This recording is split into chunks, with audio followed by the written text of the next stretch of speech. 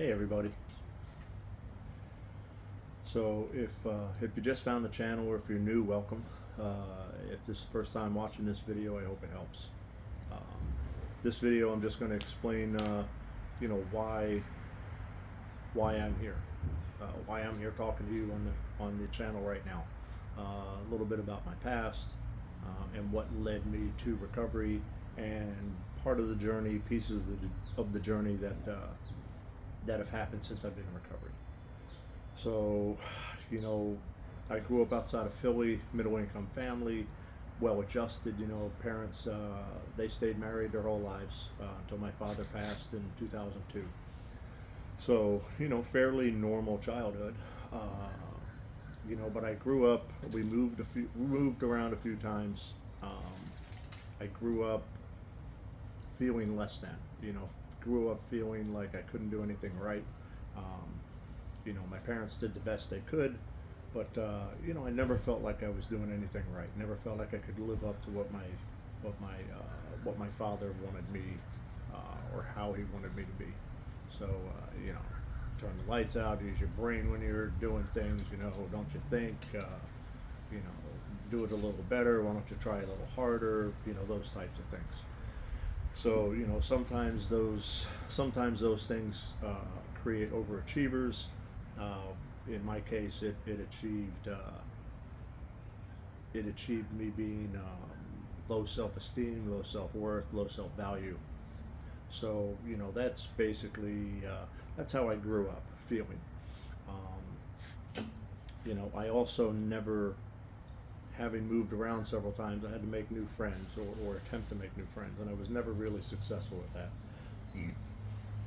Excuse me. Truth be told, I'm still not very successful with that.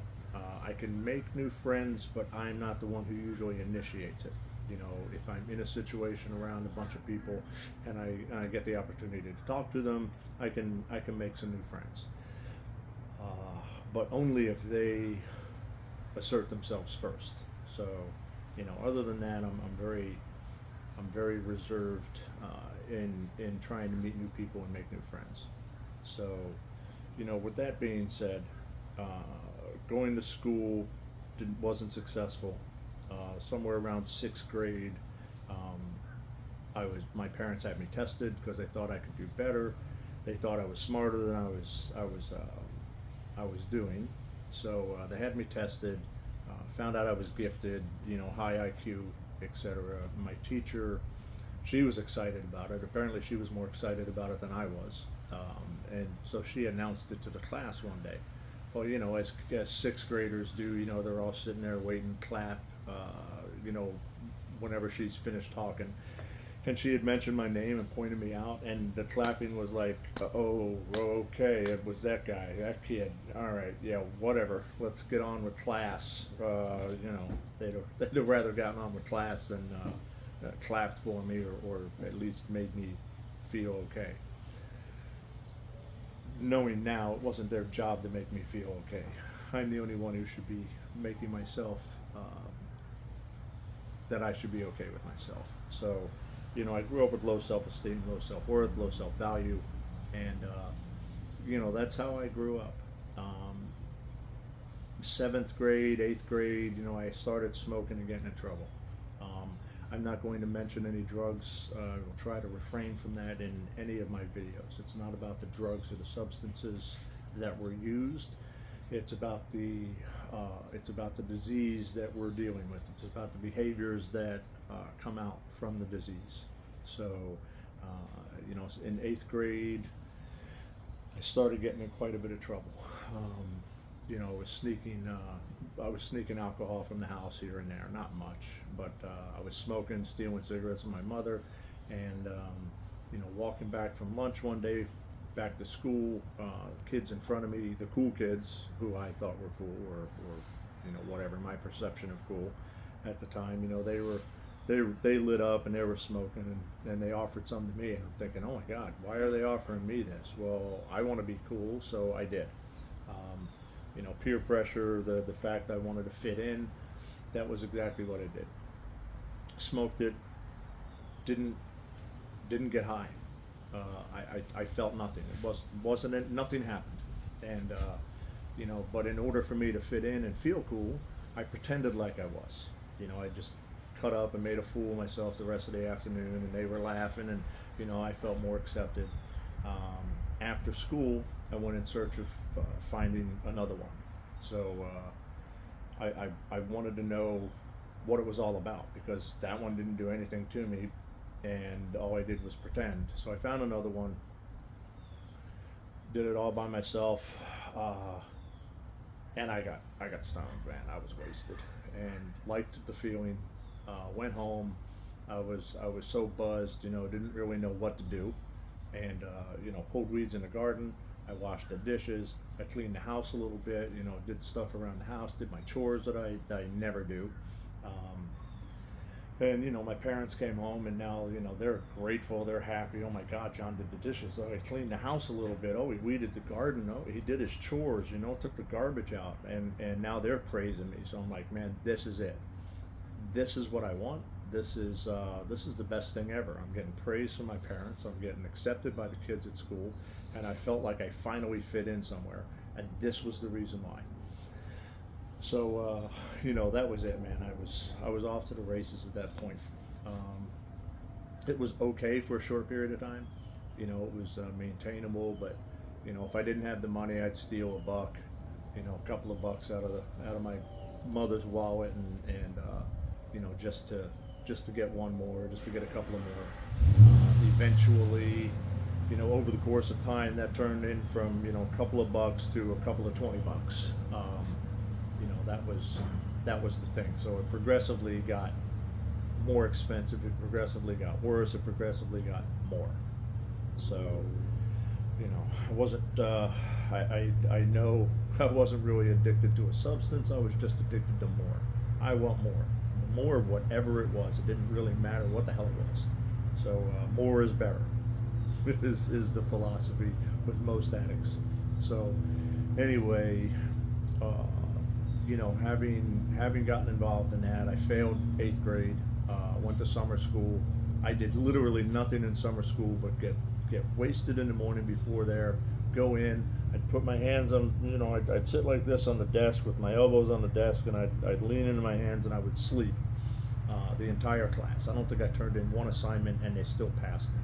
So I got out of 8th grade, and that was Catholic school. So I went to Catholic school for 4 years. And honestly, I was bored in public school because I had already learned all of everything in 9th grade I had learned in 7th and 8th grade in Catholic school. So I was totally bored. I didn't put any effort into even doing the assignments, even though I knew the work. So that went as expected. I'd get high, I'd go to homeroom, I'd do attendance, and then I'd leave. And I wouldn't attend any other classes the rest of the day. If I was completely bored or I wanted to sleep, I'd go to school and I'd sleep in class. But most of the time I was just out and about. I'd skip school until the end of the day. I'd come back, walk home, and do the thing. That went on for a year and a half, and we had taken a trip. My parents took a trip down to Florida. I think they were looking to move. Don't know whether it was for my addiction or whether they, genuinely wanted to move. But we took a trip to Florida, and on our trip, I brought a little bit with me, and eventually ran out. I was somewhere around Tampa Bay. I remember this, somewhere around Tampa Bay, and we stayed at a hotel on Clearwater Beach. And this was back in the early 80s. So stayed at a hotel on Clearwater Beach, and I went out, walking around. Oh, Mom, Dad, I'm going out for a bit. I'll be back. Okay, be back by 9. All right, 9 o'clock came around, and I had already met some people that I started hanging out with, I'd getting high with, and now I'm cruising around in a car with complete strangers partying for the next 7 hours. Man, I don't know where we went, but we were just out and about having a good time, getting wasted and chilling out. So eventually they dropped me back off. I think it was like 3-4 o'clock in the morning, and went back to the hotel. I didn't have a key, so I had to knock on the door to wake somebody up to let me in. And they let me in. They were completely pissed off, upset, disappointed. You know what, as parents typically are. And man, I had a good time. But you know, that just proved, and I managed to get some more to last me, you know, the rest of the trip.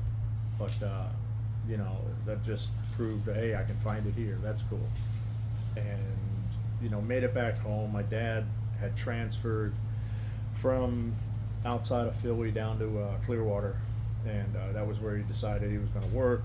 And he transferred, left my mom and my sister and I up at the house in Philly for 6 months while they were selling the house. Once it was sold, he came up and we all moved down to Florida. I think at this point they were hoping for a geographical change for me. You know, us as addicts, as we grow up and get older and on our own, you know, and trying to get clean, you know, we try the geographical change. It never works.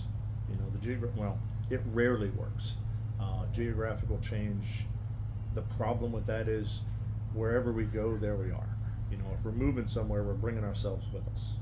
And it's not a matter of getting away from the people, places, and things, because people, places, and things are in the place that we're going to. So a geographical change is not necessarily the answer. I've seen it work, but it's not always the answer. Anyway, that was the goal I think they were trying to get to.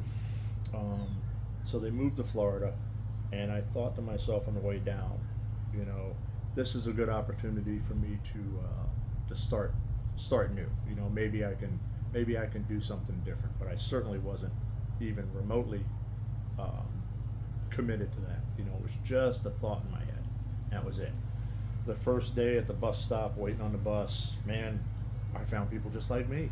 Check this out. You know, they're here. It's here. I found it. You know, and you know, it started all over. You know, get high in the morning before school, go into the homeroom, take attendance, and then, you know, leave school.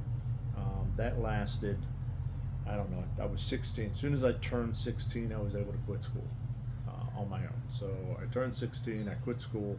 My parents said, well, if you're quitting school, you got to get a job. You know, you're going to pay rent. And, you know, all right, fine. I got a job. But, you know, I certainly had no intention on paying them rent. Why would I pay them rent? You know, I'm their kid.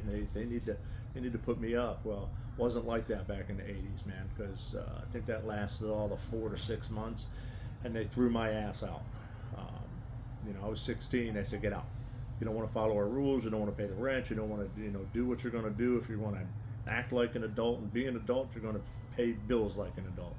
And they threw my ass out. So, you know, from 16 years old on, I've been on my own. Kind of. We'll get into that in a little bit. But you know, so I was on my own. I had a job. I couch surfed. My God, man, I couch surfed for a little bit. Then I found a place, very low income. Very low income. You know, a little trailer park, little shacks. You know, if you've ever been to a third world country, that's kind of the way this place looked. But it was good enough for me. It was cheap. I was able to live there. I had a job, and you know, the little bit of money I had left at the end of the week, at the end of the week that I didn't spend on drugs, I'd pay the rent. You know, didn't leave a whole lot of money left over for anything else. But you know, man, it was okay. You know, I was young, I was irresponsible, and all I wanted to do was get high. So, you know, that went on a couple of years. You know, truth be told, I had a good time. It was fun. I certainly wasn't getting ahead in life, but at that point in time, it was still fun. So, you know, wasn't really getting in much trouble until the end of that run. I think it was 18 at the time, and I got wrapped up with, you know, I had lost my job. I needed to do something to ensure that I was staying where I was. You know, the people I was renting a small 3-bedroom house with, you know, they had both moved on and moved out. So now, you know, I got to move out too because I can't afford the 3-bedroom place. And So I got wrapped up with this kid, and got to stealing stuff, and I was not a nice kid at all. I was not a good human at all, man. I just assumed in order for me to have some place to live and be able to get high, I'd rob you as soon as I look at you. I never stuck anybody up, but I'd break into a house, I'd break into a business, I'd steal stuff and sell it just to get what I needed. So that's what I did for a little bit of time. I got arrested for something or another. I don't know. That was, God dang, that was 35 years ago. 38 years. Anyway, got arrested, and while I was in jail, I found out the kid that I was running with and doing all this with, he had broken into a house one night, and the owner of the house stabbed him with a steak knife, and he was dead.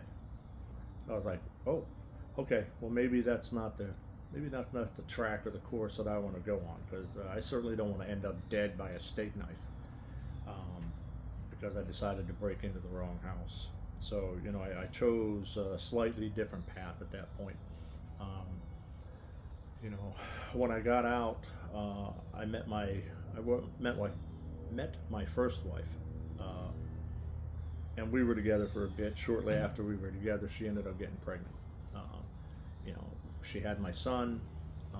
Shortly after, she had gotten pregnant again, had my oldest daughter, and we were together 2 years until she turned 21. Then she's got the same disease, and she decided she wanted to start going out to the bars and hanging out and doing all the things that married women really shouldn't be doing. So that sucked. She took the kids and left, and not quite sure what was going through her head when she thought she could go to the bars and party and with kids at home, but whatever, wasn't really my concern, although I wish she had stayed and I had the kids. But so anyway, that left me alone. That was just very, very bad for me. At that point, it was the game on. I just wanted to get high. I wanted to get high as much as I could, as often as I could, and it didn't really matter what I did to get high. So, I met up with some people, ended up started to do some trafficking and sales, although sales wasn't much. It was just mostly trafficking, back and forth to Miami, Panama City, Miami, St. Pete, Panama City, Miami, St. Pete, just the route every week, and my habit was substantial. And of course, that was back in the early 90s, 80s, early 90s. Again, I won't mention the substance, but it was popular and prevalent at that point. So I had a lot of good times with that, but it wasn't productive and it wasn't good. At the end of that run, I'm grateful for this circumstance that caused me to have to leave that group of people. But at the end of that run, I am 6'2". I weighed 147 pounds, which means man, I was looking really, really sick. So when I left, I asked my parents if I could move in. I got to do something different. Blah blah blah. I told them the whole sob story of I got to get clean. I'm in trouble. I'm starving, whatever. I forget what exactly I told them. Some bullshit story just to have some place to sleep. And they let me move back in. I was there, 6 months and was doing better. I gained the weight back. I was doing okay. I was working. I didn't quit getting high, but I quit getting high with that particular substance. I was still drinking. I was still, doing other drugs. But they had moved. They were selling that house and moving into a different house. A few months after they had moved into the new house, somebody from that group of people that I was wrapped up with had called and asked me if I could, knew anybody I could move some kind of quantity or weight to. I didn't. I burnt all my bridges. All my bridges were burnt. I knew nobody who would trust me, nobody who wanted to take my call, nobody that I didn't owe money to at this point. So I had to decline. So man, I'd love to make the money, but I don't have any contacts at this point. And that phone call was just really just to find out whether I was home and maybe get another conspiracy charge added to the list that they already had. So they showed up half hour later, you know, 2 detectives and 8 police around the house, making sure I didn't go anywhere, and they arrested me for conspiracy to traffic cocaine in excess of 500 grams. And I spent the next 16 to 18 months in county jail, waiting on trial, waiting on court, waiting on the court system to do their thing. That time that I spent in jail was super productive for me. I figured, well, I'm not, I'm getting clean, and I can get my GED. I can apply for the GED. I can get clean. Get these substances out of my system.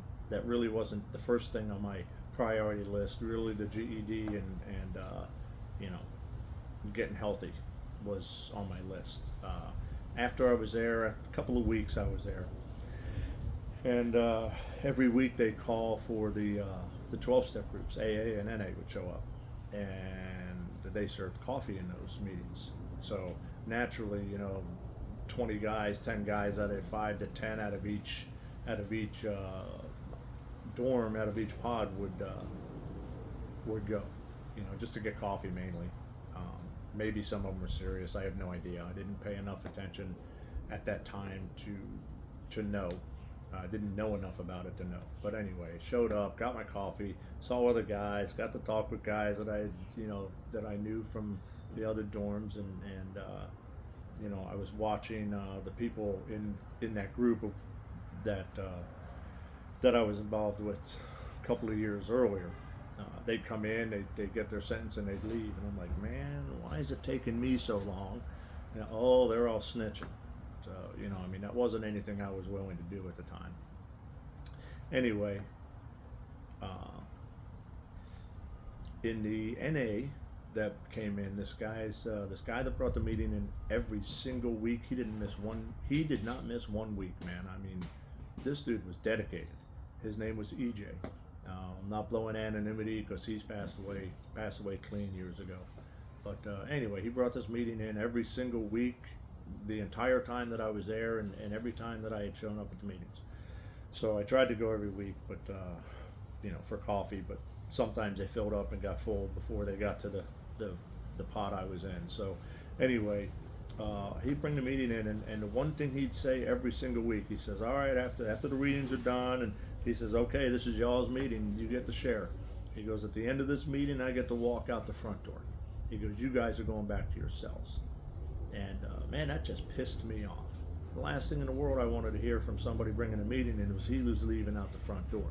But he'd say that shit every single week, and it got me angry. I don't want to know I got to go back to the cell. We know that, man. You don't have to tell us that. We know you're leaving, going home after this. You don't have to tell us that, but he told us that every single week. So, that went on for 16, 18 months. Eventually, I got sentenced, and I was released to go home. I had probation, house arrest, and all this crap to do. But on the way home, I got picked up. On the way home, I stopped to put gas in my mom's car, and I bought a beer in the store. Popped the beer open, and I smelled it, and it just smelled disgusting, man. If you don't smell beer for a long time, man, that's not the best smelling stuff. I always thought it smelled good, but it smelled shitty. So anyway, popped this beer, smelled it, and threw it away. Didn't even take a sip. And as I was throwing it out and looking at it, I was like, man, that was a waste of $1.50.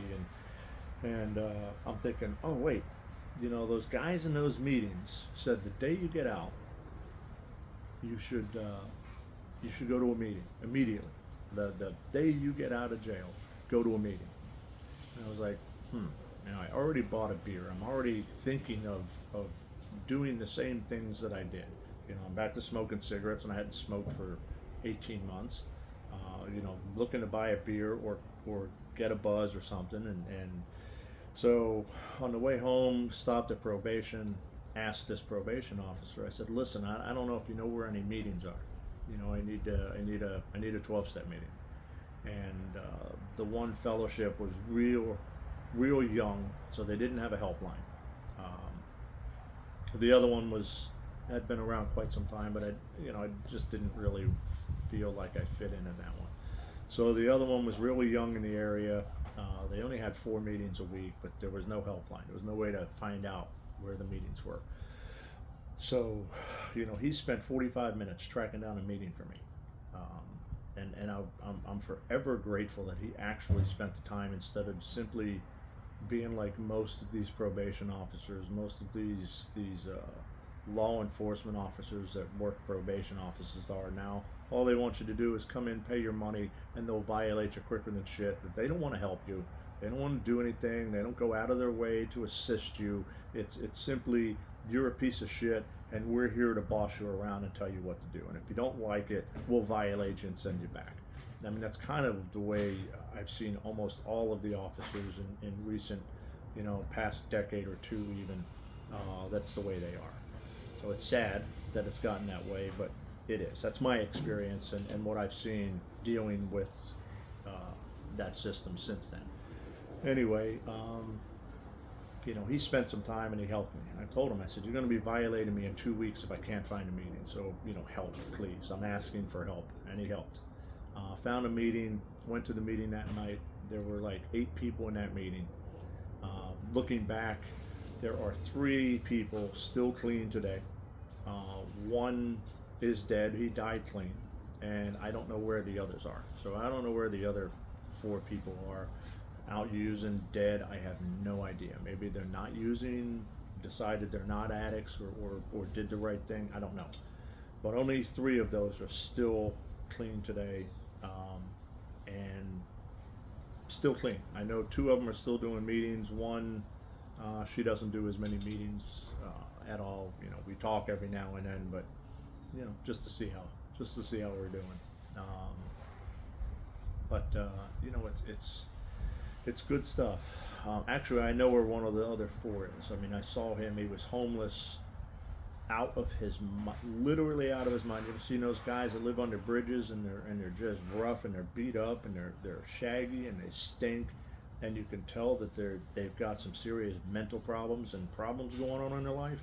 I saw him, I don't know, maybe 10 years ago, in a line at a 7-Eleven. And it was really, really sad because at one point in recovery, he had been my sponsor. So, the guy had his act together and knew what he was doing and talking about at one point, and then it just all fell apart.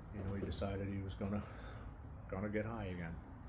So that's where he is now. Hopefully he's still alive or clean. I don't know. Anyway, so recovery, I found it, went to meetings. There weren't many in the area. In the meetings, you hear 90 meetings in 90 days, get a sponsor, get phone numbers, use the phone numbers, call those people, get a support group, work the steps, work the traditions. You've got to do some work if you want to stay clean. You just got to come to the meetings and deal with your support group and get a sponsor if you want to get clean. But to stay clean, you got to work the steps. You got to change who you are in order to stay clean. I was like, man, now y'all want me to freaking work. I got to do work with this. What's wrong with just going to meetings? And it just doesn't work. I've seen people who just try to go to meetings and it doesn't succeed. It's not the whole plan. So the whole plan is all of that. And I put an effort into it. I got phone numbers. I grew up never feeling accepted, but these people in these rooms accepted me for exactly who I was, and I felt like I was a part of. Literally felt like I was a part of. I had a closer bond with some of those people than I did with my family. So it was really good stuff. I loved how I felt being a part of the fellowship. So, I did what I needed to do. I stayed clean. I got a sponsor, started working steps. I'd call people, find out what they're doing. Hey, maybe they need a ride, or maybe I needed a ride, or whatever the situation was. But getting involved in service work and giving back to the community or the program or others, being of service is also part of the programs. So I chose to do that, and in the course of 7 consistent, busy, dedicated years to being of service in that area, I managed to help start 15 meetings in the area. Of those 15, I think there's 1 or 2 that are still going. Very grateful. I love knowing I had a part in that. The others went on for a couple of years, but eventually died. Wasn't time, wasn't the right place. I was no longer a home group member, so I wasn't willing to, put the effort into continuing to make sure the doors were open. Others were, for whatever reason, they just faded away. And but other meetings had started. So when I got there were 4 a week. When I left not left, but when I left that area, there were probably 15 to 18 a week. So the area really grew. They got a helpline. They started taking meetings into the jails and the treatment centers. They were doing activities regularly, public information. They were putting out posters and bus stop sign, bus benches with the fellowship's name on it. I mean, they did a lot of work in that seven years. I mean, I'm so grateful to have been a part of that. So, service work is important. It made me feel useful. It made me feel appreciated. And the biggest thing about that is it got me out of myself. I was no longer so self-absorbed with myself, and I was giving back and trying to assist and help others was probably the important thing that I was learning from that process. Having had sponsors, I was told to work steps. I'd work steps with the sponsors. I'd get guidance and input if I felt a certain way. I didn't know what to do. I'd call them up, say, hey, this is what's going on. Not really sure what to do or how to feel about it. And, they're like, hey, the good thing is you're feeling it.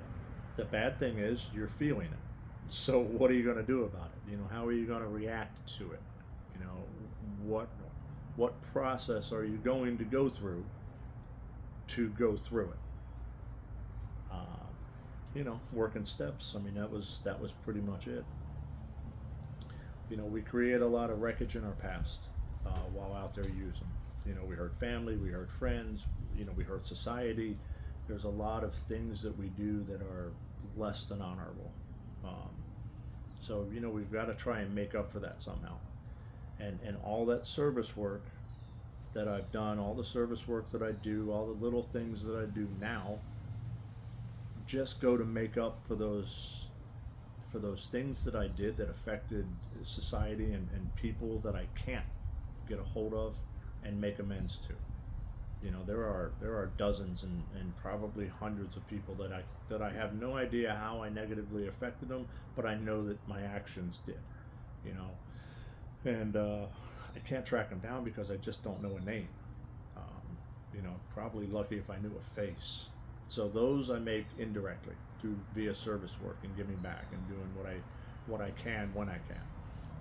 The direct amends, family, friends, those amends we try to make those when we get into recovery. We try to make those right away. But the bottom line with amends and when we're first getting into recovery is all we're doing is saying the words.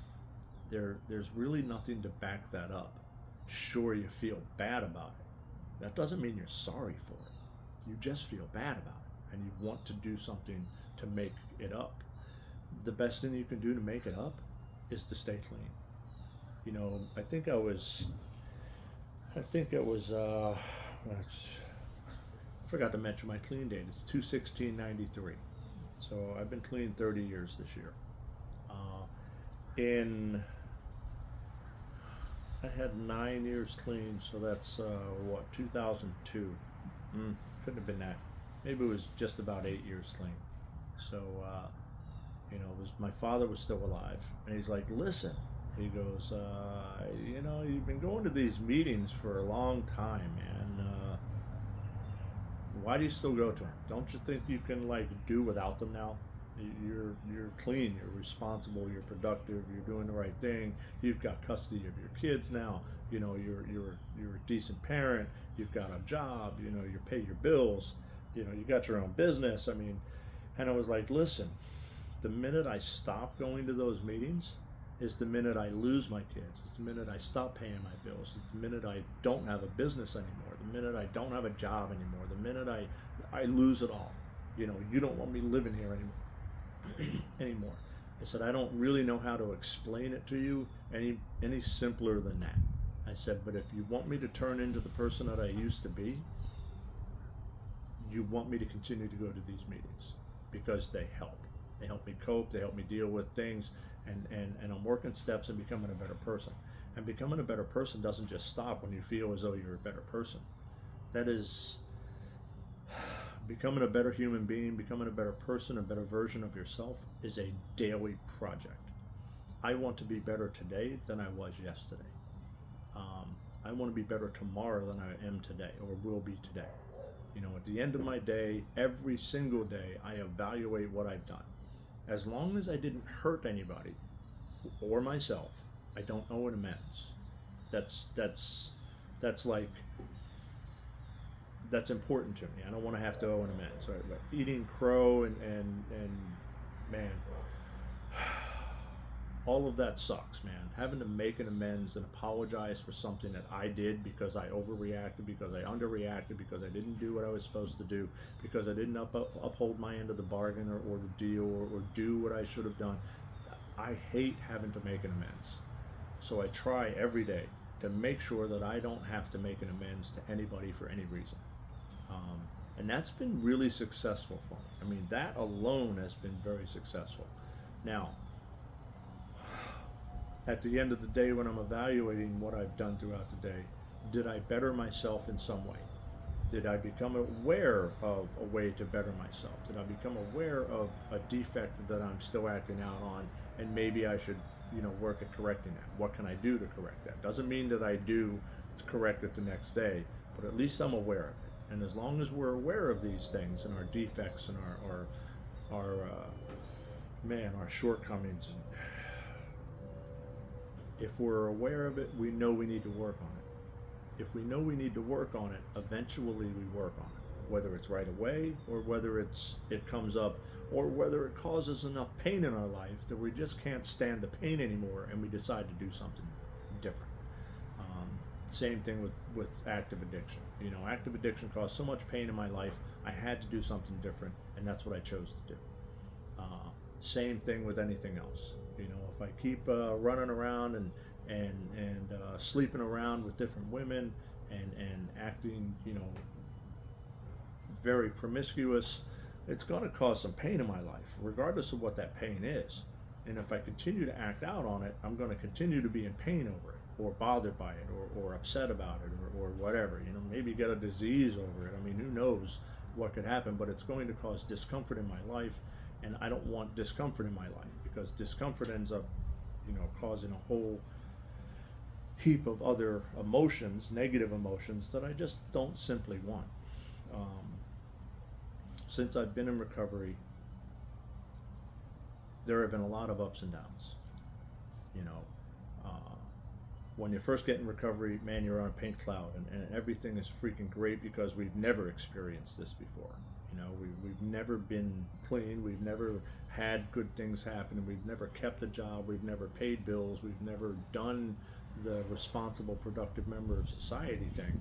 So we're on a pink cloud, man. Everything is great at that point.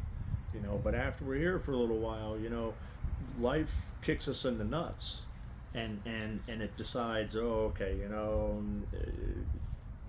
you lose your job, you know, or you can't pay your bills because you lost your job, or whatever the situation is, you know. So there are highs and there are lows in recovery, just like in normal life. The normies out there, the people who don't have addictions, the people who don't have any addiction problems, they have the same things going on in their life. This is nothing new for any human living on this planet. There are highs and lows in life. Things happen. They don't happen to us. They just happen. We just happen to be there. All right, so if you can grasp that concept, it makes the acceptance of it far easier. When we accept it and know, okay, I can either continue to live with this and allow it to bother me, or I can change and do something different with it. How can I correct it? How can I get past it? How can I deal with it in a positive manner and learn something from it so it doesn't happen again, or so I don't put myself in that situation to have it happen again? And these are the things that we learn. But that comes with time. Literally comes with time. It comes no other way. So, until those things happen to us and we have to go through them and deal with them and learn from them, that's the only way we experience and learn from it. So, I've had 30 years, I've had a lot of ups and downs. I've been on the brink of bankruptcy. Never filed it, but I was close and I could have. I'm just grateful that I didn't. I've been very high with, on a high, not high, but been up with, businesses, with high income, with, the family, with, everything. I've had those points also, and those are great. But realistically, I know eventually it's not going to be quite at that level. It might only get down to here. Might not get down here, but it might get here, but it's not going to be up here again. And then it's going to go down and it's going to go up, and I'm going to start a business and I'm going to lose the business, and I'm going to make a lot of money with the business and I'm not going to make a lot of money with the business, and whatever it is. So I don't do 9 to 5 jobs well. I don't play well with others. I still don't play well with others. So and I don't find that to be a defect. I am capable of jumping out there. I am brave enough and ambitious and courageous enough to start a business based on an idea or a feeling or a need of the area, and I don't mind doing that. So I've owned businesses most of my life. Of all those businesses that I've owned, only 2 have succeeded. The current one I have, which is very small, which is just me, self-employed. So we can't really count that one because it's just me. And the last one, and I'm no longer involved with that. That was my share was sold on that. But in order for me to have those successes, I needed to come to the realization that all of the previous businesses that I had owned, I failed at. And the only reason that I failed at them is because I chose to do everything on my own and by myself.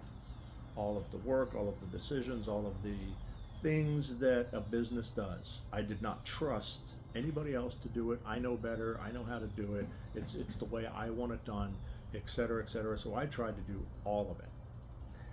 When you try to do all of it by yourself without any assistance, you're typically going to fail. Same thing in recovery.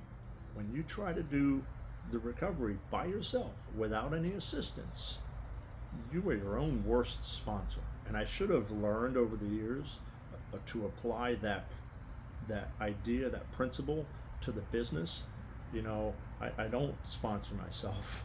I'm my own worst sponsor, man. I'm going to tell me exactly what I want to hear, and I'm going to co-sign all my bullshit that goes on in my head on a daily basis. I will co-sign it and I will act on it, and it's going to cause pain in my life and destruction, I guarantee.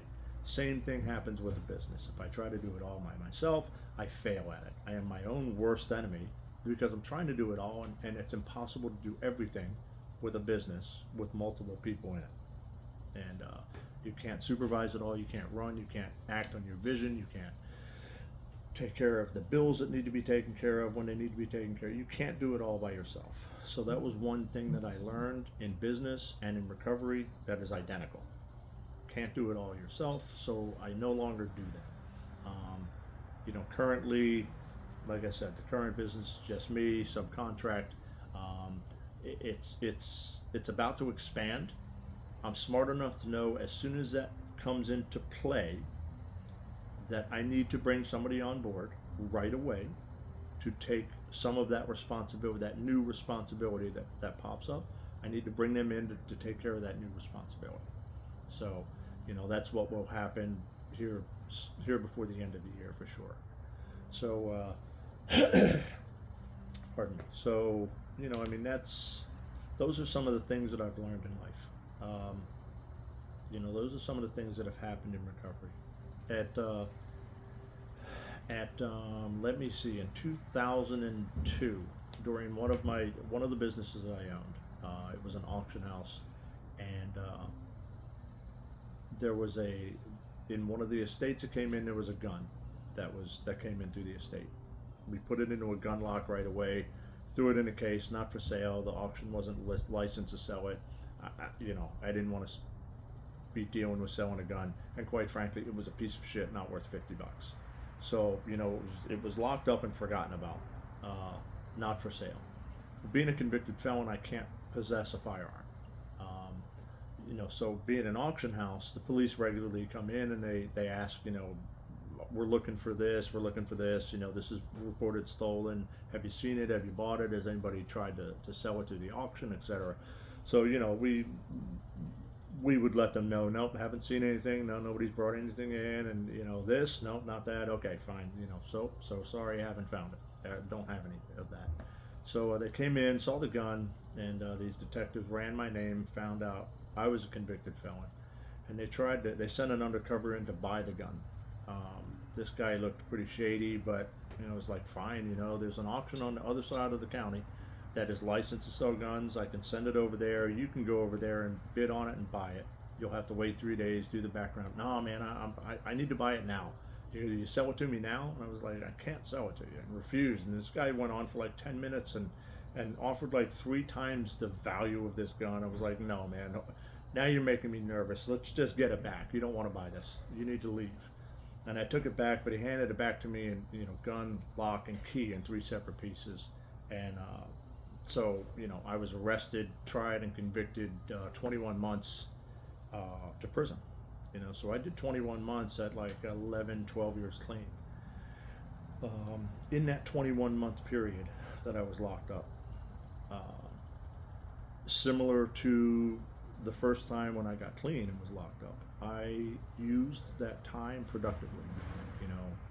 I read only fiction books.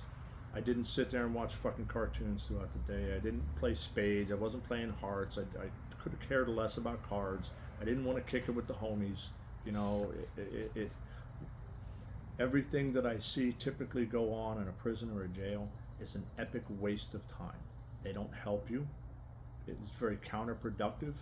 You're not learning anything. All you're doing is learning a whole bunch of stuff. I got out of 21 months of prison, and I could have told you from overhearing and listening to other guys talk how to make LSD, how to grow hydroponic weed. I could have told you how to successfully make some good alcohol, sellable on the streets. Maybe not the alcohol, but the others for sure. I could have told you a whole heap of things and a half a dozen different scams. That's what you could learn, And if you don't have a positive mindset, if you don't have a responsible mindset, those are the things you're going to learn, and those are the things you're going to get out and do. Because the criminal justice system is literally broken. It's broken. It doesn't work. They send you there to learn a whole bunch of other stuff from these other clowns, and it sounds great, and you're going to get out and try it. Instead of getting out and trying all that, why don't you get out and try to get clean? Why don't you get out and try to do something differently? Get a job, get a career, own a business, move forward in your life. One thing I can say is being a convicted felon from before I got clean and getting clean, I was still able to take college courses. I was still able to get ahead. I was still able to advance myself. I was still able to own a business and be respected in that business. I was able to move forward and be a business owner. I didn't get out of jail with the thought of nobody's going to hire me, woe is me. So I never looked at my past as a negative, because I could have just ridden that for forever. So if you're thinking of getting clean, if you're new in recovery, if you're, whatever the situation is, man, there is literally nothing holding you back except you. You can do anything. The only one stopping you is you. That was one thing that I learned. The only one stopping me from being a business owner is me. The only one for stopping me from being successful is me. The only one from stopping me from growing and being a better human is me. So do I want to be successful and profitable and a better person? Absolutely. I will follow through and do that. You're not going to tell me I can't. The law enforcement isn't going to tell me I can't. The society isn't going to tell me I can't. Plain and simple. I can't. I can't is not in my vocabulary. It's not. I don't use it. I can do anything I want. I need to pay the consequences, depending on what it is, or I need to reap the benefits if that's the case also. So I can do anything that I want. Choose wisely. So with the businesses, I've been lucky. But that 21 months to back up to that, in that 21 month time, I read nonfiction books, didn't watch the TV, didn't gamble, didn't play the cards, at the table with the guys, didn't fuck around with the homies in the yard. I worked out. I read nonfiction books, and I learned to meditate. And my meditation game got very strong, and I highly recommend prayer and meditation, whatever you choose to do. My prayer is in the form of just meditating. That's me. Highly effective, highly beneficial, and so I love it. But I learned that there. I concentrated and worked on that the entire 21 months that I was there. So I'm grateful. The 18 months I was locked up, but before I got clean, or as I got clean, and the 21 months during my recovery were two of the best, most beneficial times in my life. Believe it or not, they were. Now, most people look at those as a negative. Most people look at those as just a waste of time. It's a gap in your life where the state made you wasted, or whatever their mindset is, whatever their thinking is. Those were two of the best times of most productive times in my life. The third one was when I lived in Costa Rica all of last year. So I took an entire year off. I'm not rich by any means, but I took an entire year off. I tried to set up a business down there, and lived down in Costa Rica for the whole year. I loved it, man. After the second week, I had no idea what day or month it was. I probably knew what month it was the first 3-4 weeks there, but I didn't know what day it was. I had no idea what day it was, and I only knew what time it was twice a day, at 5:45 in the morning and 5:45 in the evening when the sun rose and set. Every day, same time it rises and sets. That was the only times a day I knew what time it was for sure. My home group down there in 12-step fellowship was Clean by the Sea, Sunday, Wednesday, and Friday. It was English speaking group, which is good because mi habla español es malo y muy limitado. So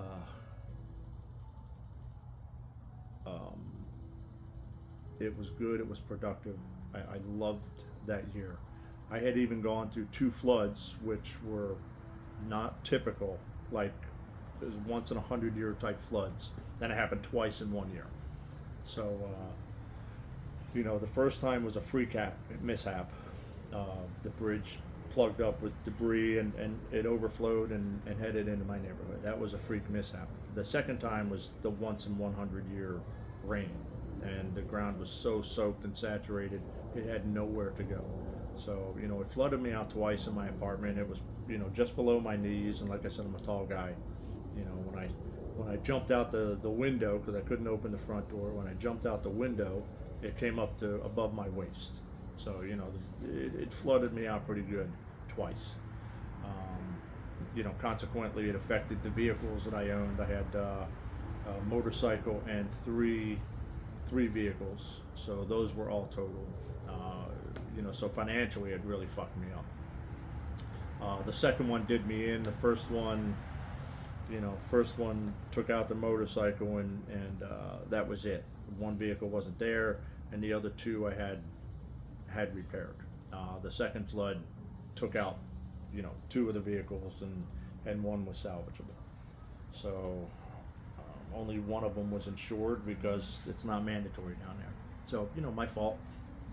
I should have known better. But anyway, moved back, live and learn. But I still loved the entire year that I was there. I learned so much about myself, learned so much about another culture, and I gathered a greater appreciation for the rest of the world. Since then, before that and since then, I regularly go on little vacations, week, 2 weeks, here or there, wherever I want to go. Doesn't really matter. I make enough money to pay back the debt that I've got from last year, and to still go on vacations, and I don't vacation lavishly, so I enjoy where I go, and I'm still single. By choice. I choose to remain single because it's just less stress, less headaches. I don't have to worry about anything. I don't have to answer to anybody. I don't have to, cater to somebody else's whims. I don't have to wait on somebody to get ready before I go out. I'm just much happier as a single man. Much happier. There's no reason in the world why I feel I need to be in a relationship. Plain and simple. So that can be seen on another channel I help out with. But this channel is geared mainly to help those in recovery, those seeking recovery, not sure about going to recovery. There are people that I've noticed in the past 30 years going to meetings where they really didn't want to come to their first meeting. They had no idea. The social anxiety, whatever it is that kept them from going to that first meeting. They showed up obviously because I saw them there, but they said, they didn't want to be there, man. They're scared to death, weren't sure about the people, didn't know what to expect, don't really want to be there, whatever the case is.